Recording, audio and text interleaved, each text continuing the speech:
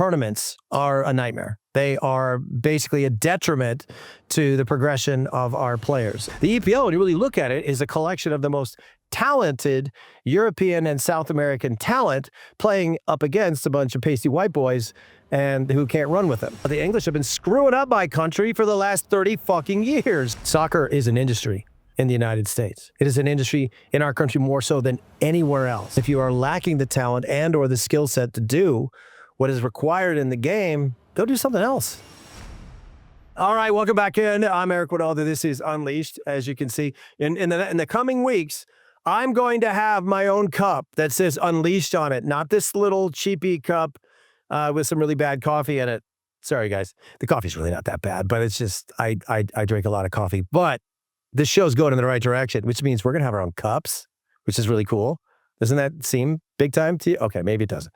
Anyway, a lot of you have responded. I'm not going to get to all of them, but one of the things that I argued on this platform and on this program is that tournaments are a nightmare. They are basically a detriment to the progression of our players. And I've listed those reasons. I'll do it again really quick in a more truncated version. As we have our kids who are playing 4 or 5 games at a weekend are pacing themselves. They essentially are never getting to a point where they know what full tilt looks like or feels like. So what you have is a battle of attrition in all of these competitions where the tournament starts on, let's say, a Saturday morning, and you know that you're going to play at 8:30 and then you're going to play that next game at 1 o'clock. So it's your kids, believe it or not, this is what they do, will look at the opponent. They will look up the opponent, who they played against, what kind of opponent they're going to be. They our folks over there at GOLZ Soccer are pretty much the reason for this. Thank you, Gavin, for creating a system where we can all look up who played who and who's good and who's ranked higher than the team that you were playing. That's all parents do if you really look at it. But guess what? Your kids do too.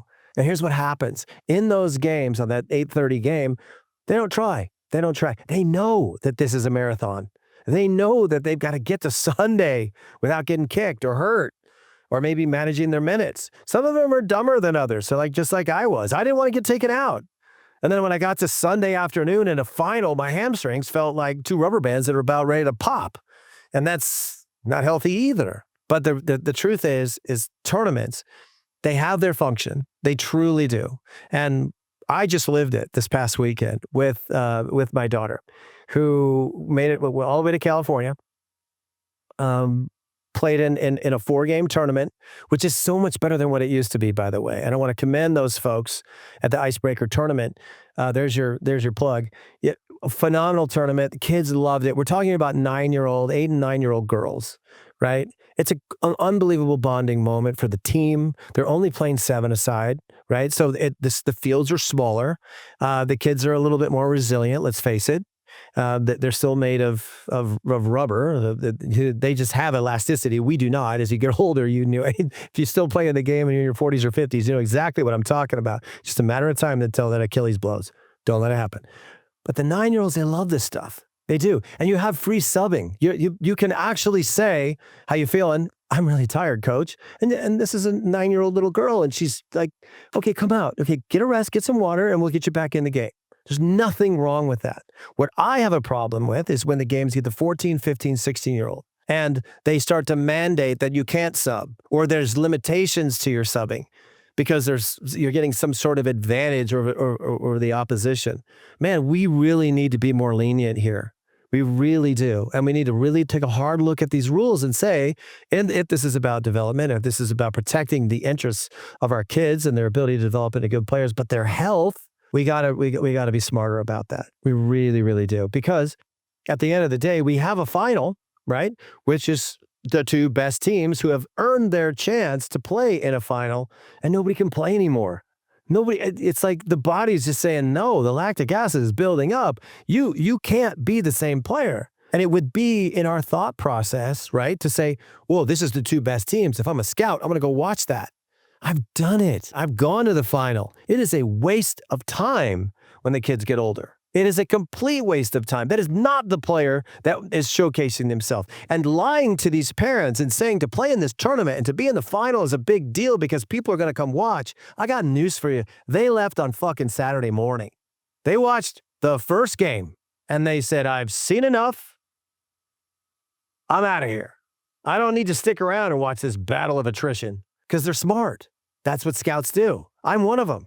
I don't want to watch a kid who's all tired and beat up and trying to get through the game and figure out a way to win and just summon up the energy to come up with one good play when they're like, their tank is down at like 10%. That's not fair. It's not fair. But we judge our kids on this, and we lie to our kids as these organizations and entities and coach and clubs and academies and say this is the end all be all of the world. The kid can hardly run. If you take a European scout and you say, all right, watch this game, what will their criticism be? How many times have you heard this? The pace is too slow. The thought process is a little slow, and I just felt that the pace of the game really dictated. And then the other thing that these scouts do, this is another big one. These lazy-ass scouts will basically evaluate the game by the worst player on the field. That will dictate the level of the game, which is so unfair. You could have a wonderful player playing the 10, a good 9, and a great left back, but if the right back has trapped the ball out of bounds twice in the first 20 minutes, that scout will close his book, get up, and walk out. And that's not fair either. But that's what happens when you get to a Sunday and nobody can even run anymore.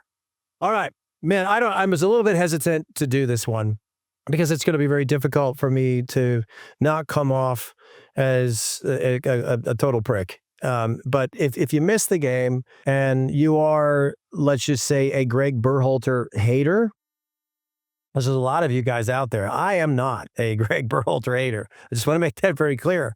But what happened this weekend was pretty amazing. And let me just give you this scenario. Greg Berhalter is no longer our national team coach. He is now coaching the Chicago Fire. He's actually done a pretty good job of getting this team back on track. And they've had some good results and bad results. They're not, pushing top of the table, but they're a part of the conversation, which is really cool to see.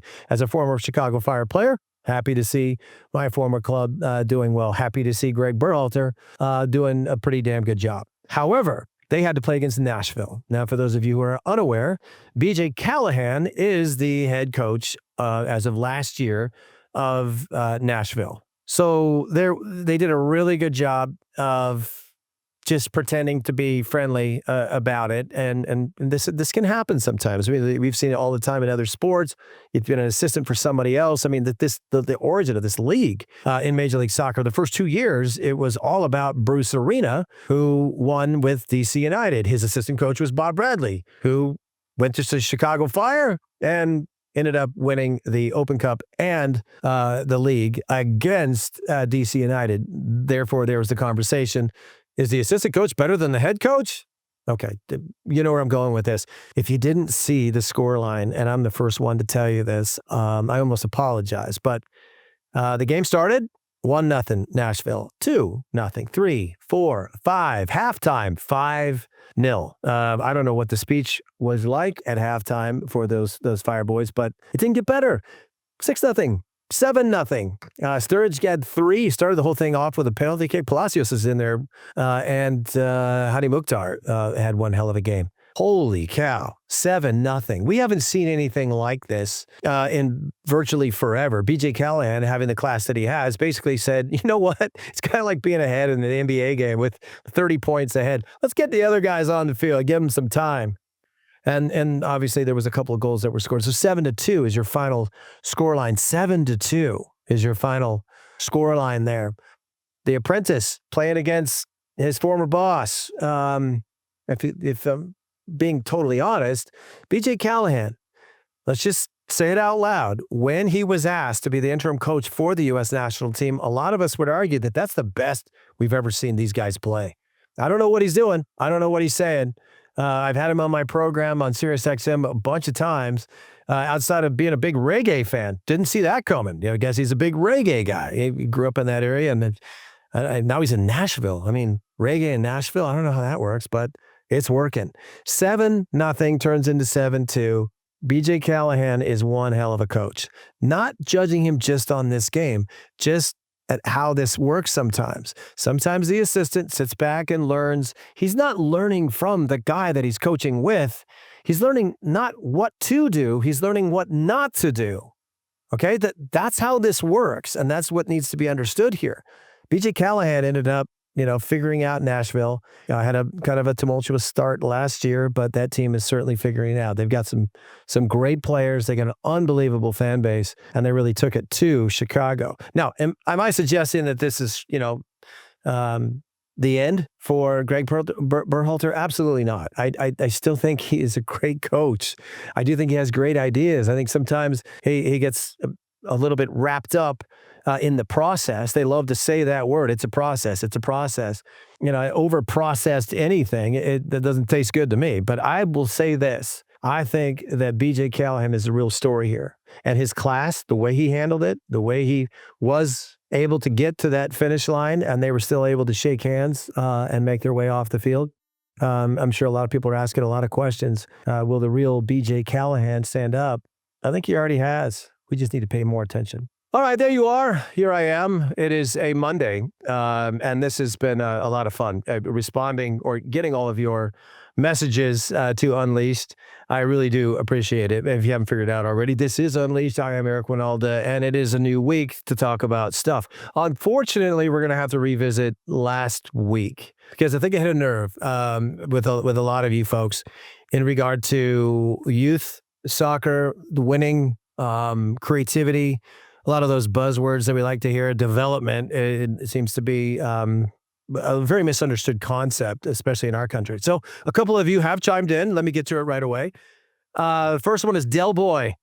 Okay, you started off wrong, and you'll know why in a second, because it had me going in one direction, like I was already like so ready to just fire back, but you make some really good points here. Here it is. As a British person, you cannot kill what the USA never had. I know that's what they teach you, right? Come up with a bold statement to really piss people off, because that really does piss you off. I mean, to be fair, the United States is not taking creativity lessons from the English. Okay, we're not. We got in boats 250 some odd years ago to get away from you people so we could do things our own way. But the rest of your statement is interesting, and I want to make sure I get this right. The USA player has always lacked creativity and flair, and that is due to the soccer culture. Not wrong at all. So kudos to you for that.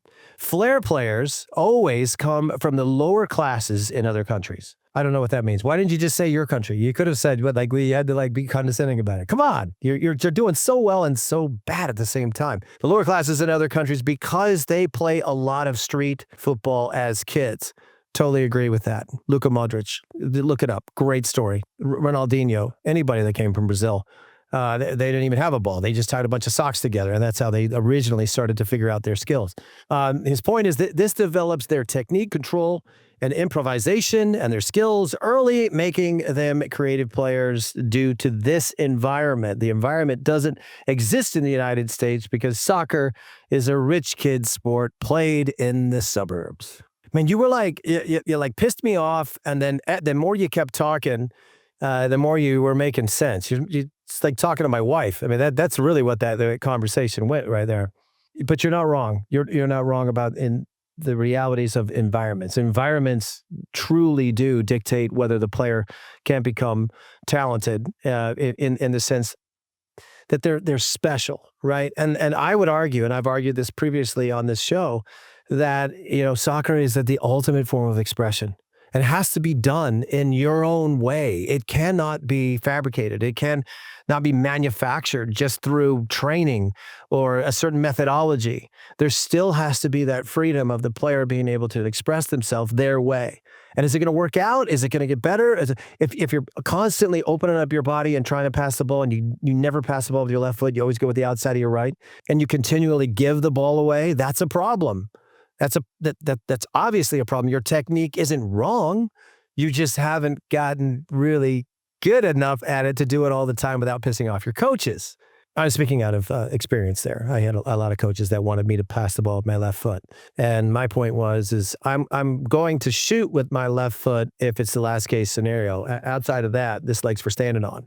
It worked out okay for me. But let's go back to what we're really talking about. These environments that are specified to create the skill sets necessary to play this game at a high level. It takes a lot of understanding. Now, the culture that you're talking about really is Your fault, buddy. If you really want to talk about it, you're coming after us saying that we lack creativity? Do you realize what America is?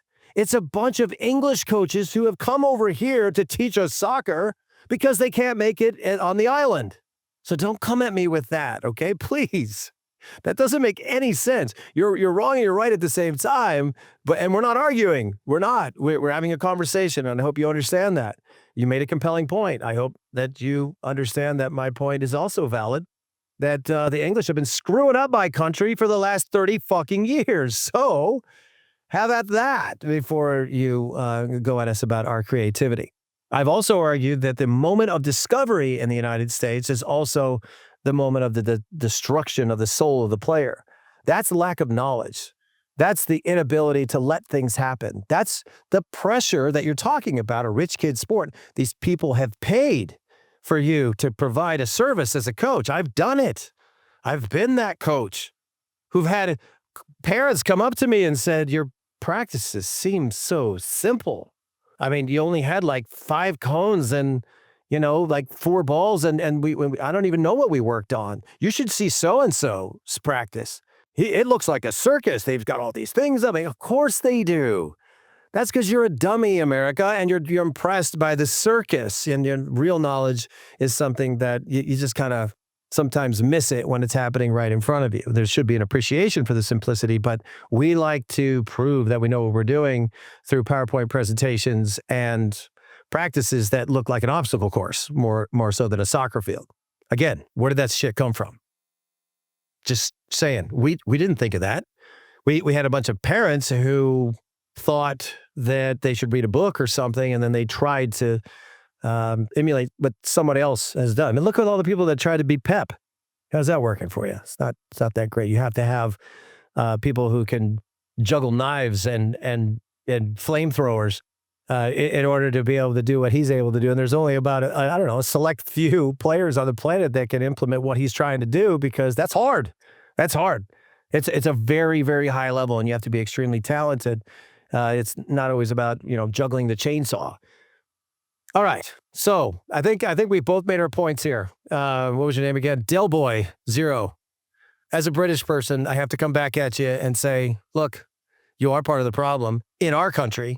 We are not a part of the problem in your country. And we certainly aren't trying to steal the creativity from the English. I mean, pick your favorite team in England and you tell me if the English player is considered to be the most talented on the team. Outside of Cole Palmer, Jack Grealish when he isn't drunk, who else? Give me another one, please. It's just about a bunch of run-of-the-mill players who are very good technically, who spray the ball around and basically get the ball to the skill guys and then cover their ass. That's the English way. The EPL, when you really look at it, is a collection of the most talented European and South American talent playing up against a bunch of pasty white boys and who can't run with them, especially in the lower teams. Just go look at it. That's what's happening. This is called entertainment. It's why you have an $8.6 billion television deal, because people like to watch that.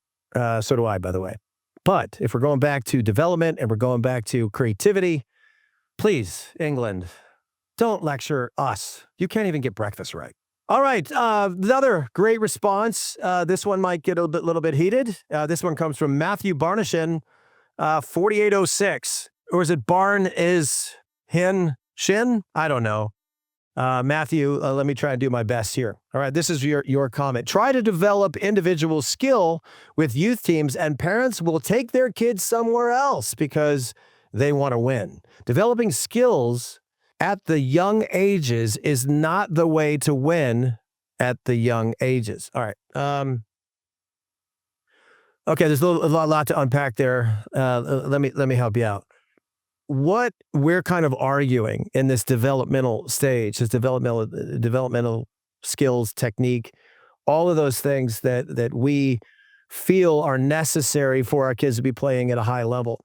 We've had previous people chime in about environments, and they're not wrong. The environments, the street soccer, the creativity, futsal, it gets honestly, it's over there, and it should be up here. Futsal is an amazing way to develop your skills in the ball manipulation. and ball mastery. That is why the Brazilians and some of these other countries who implement these massive structural ideas where the players are always able to go indoors and to play with a weighted ball so that they make sure that their technique gets better. It's by far, hands down, one of the reasons why the Brazilians are as talented as they are, outside of when they have to roll up a bunch of socks or shirts just to make a ball because they can't afford one.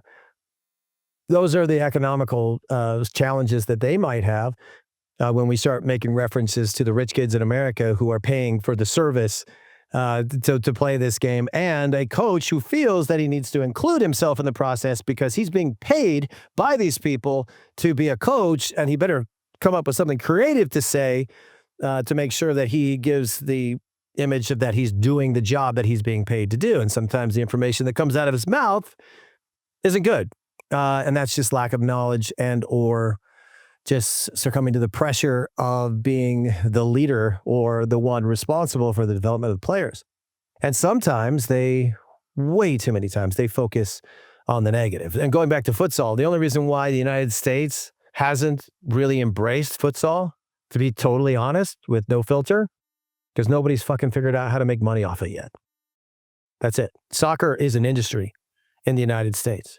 It is an industry in our country more so than anywhere else. Now, when we talk about the dynamics of this situation, when you develop individual skills with youth teams, the parents will take their kids somewhere else because they want to win. There's levels there. I mean, like, I don't know, what are we talking about? 8-year-olds, 10-year-olds, 12-year-olds, 16-year-olds. Is it all relevant? Yeah, to the progression of it at times. If the people want to win, yes, it's okay to say that out loud. It's okay to say that winning matters, because it does. And learning how to solve the problems within a game that are going to ensure that you're going to win more than you lose is all part of the deal. It is. If you think that it's not, then you're going to have a rude awakening in the event that your child grows into a man or woman and goes into a very competitive scenario, which could be in Europe, it could be in South America, it could be anywhere but here. But it certainly will be something where they are demanding results.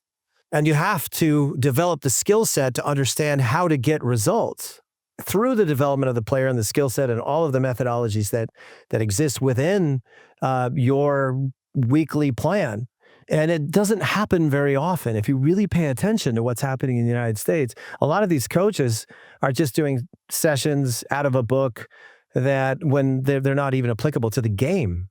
And when we really get to the bottom of it, the game is the teacher. It is. I've said this numerous times on this platform that I believe that the game is the ultimate teacher. Your willingness as a coach to understand that you are a facilitator of learning. Let the game do the teaching, man. Let that happen organically. The creativity will come out of your players. And when it does, even in the event of failure, where something creative happens, but it doesn't, the outcome isn't necessarily there, figure out a way to make that work, kid. Figure out what you just tried to do. Don't be afraid to try to do it again. Do it again, but get it right. That's part of getting better, isn't it? Just trying to do something cool and then not caring about the outcome, that might be the cultural switch that matters. Because when you're playing at a high level, and I can tell you this with the utmost certainty, is that when you screw up and your team ends up losing, you are the one that needs to take accountability for your failure. And through that accountability, your job is to now get better at what you are not good enough at right now to ensure that that doesn't happen again. When you get to the highest levels, you're not just answering to the fans. You're answering to the other 20 guys in that locker room, or women, that want you to do well, and they want to do well. And hey, that's okay. Nice try. We get them next time. That can only last so long. Confidence is a big thing, but talent is the reason why you have to be confident in the first place. And if you are lacking the talent and or the skill set to do what is required in the game, go do something else. I hate to be rude here, but go do something else. I look at this and I say the parents will go somewhere else because they want to win. No, the parents will go somewhere else because they're paying for this and they think they make the rules. They're going to go wherever the hell they want. Don't take it personally if someone says, well, I don't like the way you coach. I don't like the way you're developing players and we were losing too many games. I got to be honest with you. If you're in a team like that, then the kids probably aren't good enough. Nobody can make chicken salad out of chicken shit every time. I mean, if the kids are bad at it, there's a certain realization that needs to happen that this may be not the sport for them. We did it with one of my children. She simply, I didn't really like soccer, and we were a soccer family. That we didn't force it down her throat. She found softball, and she's amazing at it, and she loves it. Is it going to get to the point where, a push point where we have to ask the question, oh my God, is she good enough for this, or this? We'll let her answer that. And to be honest with you, we're going to let the people who make decisions as to evaluating if these kids are going to be good enough to go to college or to start on their high school team. Those people have those jobs for a reason. And when you go to a high school, you want to switch high schools? You could do that. You want to up and move your house because you didn't like the way the coach. Just take the information, try to use it as fuel. I mean, I'm going to be honest. I went through my career and I look back at some of those moments that really molded me into the player that I was. And one of the biggest moments has to be, hands down, when I didn't make my own district team at the age of 15. And they told they were going to call that night if you made it. Back when we didn't have cell phones, you just sat and looked at the phone with the big cord on it and hoped to God it rang. And it didn't ring. And I cried myself to sleep that night because I knew I didn't make the team. At the end of the day, it was fuel.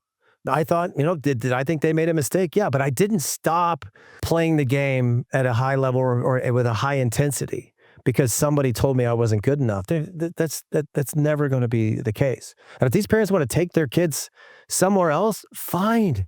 Go ruin someone else's day, but don't fret about that because that really isn't the crux of the problem. The funny part of that story is when I was playing in high school, and as it just would be coincidentally, the first game was against the coach who didn't pick me in my local little district team. In all the high schools, there was a different system, but all the high schools, we knew each other. We knew where the good players were. I knew who played for Simi Valley and Thousand Oaks and Calabasas and Newbury Park. I knew where all the good players were, and eventually we were all in the same club team. Or we were selected for this district team. I was not. So this poor bastard who was coaching the Moore Park team, who happened to be that coach, was the first game out of the chute for Westlake High School. And after the fourth or fifth goal in the first half, I celebrated right in front of him every single time. Hey, you remember me? You remember me? Yeah, you don't remember me. Well, you're never going to forget this day because I'm not done. I'm coming back. I remember my coach benched me at halftime and said that my behavior was unacceptable. Do you think I really gave a shit about that? I made my point, and I felt that I deserved to be on that district team. As it would be, after the game was over, Ziggy Schmidt, who is probably one of our most famous American coaches, German heritage, was in attendance of that game, sitting up on the hill, unbeknownst to me, and watching the game. And he walked down, and I recognized him because me and my brother used to go to watch UCLA games. And he said, "Hey, kid, I'm Ziggy Schmidt." And I said, "I know who you are." He said, "Where's your dad?" And I said, "He's over there. He's kind of packing up his stuff over there." And he says, "I guess I'll see you at the state tryouts." And I said, "I didn't make the team, coach." And he said, "You just did. I'm the state team coach. I'm going to go talk to your dad now." Stay true to yourself. Don't let people get you down. And don't let parents who think they are dictating this conversation ever get in the way. If you're a good coach and you know what you're doing, connect with the kids. Connect with their ability to connect with themselves. That's where the creativity comes from them, not from you.